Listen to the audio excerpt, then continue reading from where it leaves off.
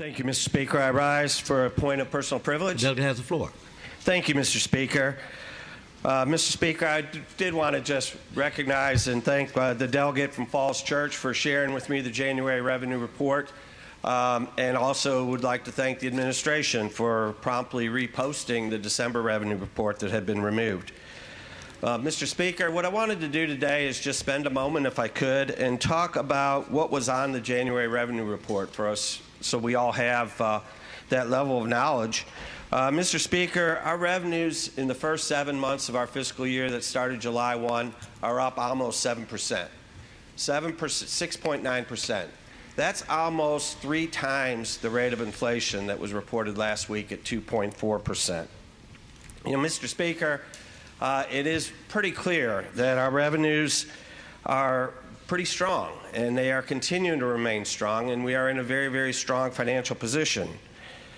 So, Mr. Speaker, if it is our goal, and I know we were going to hear it is our goal, to make life more affordable for Virginians, and recognizing the strong revenue growth that we are experiencing and likely to continue to experience, would not some tax reductions be in order? So we had the budget released yesterday, and there were no tax reductions on the budget. There were some new programs, a lot of new programs, but there wasn't any tax reductions. Now, Mr. Speaker, I know that many on the other side of the aisle might not have a lot of experience in crafting how to structure a tax cut.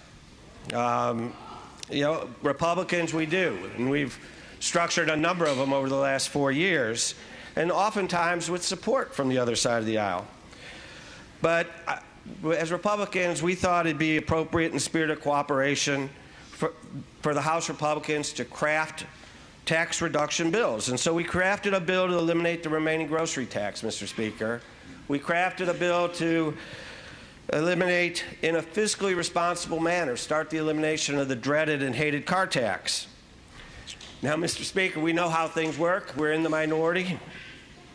And but we really thought those Republican bills would survive in some fashion, recognizing that very well they may have a patron, end up with a patron from the other side of the aisle, and recognizing Democrats would take credit for the tax cuts, and Republicans might not be invited to the bill signings. And Mr. Speaker, House Republicans would have been okay with those results because Virginians would have more money in their pockets and faith in the political promises would be renewed. But we didn't do that.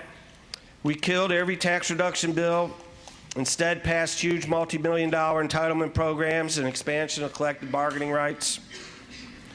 We're going to hear in the next few days of how our budget's crafted and to make life more affordable for Virginians.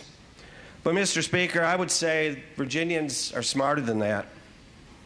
Mr. Speaker, we are growing government faster than we are growing the economy. Mr. Speaker, that isn't an affordability agenda. That's not an affordability budget.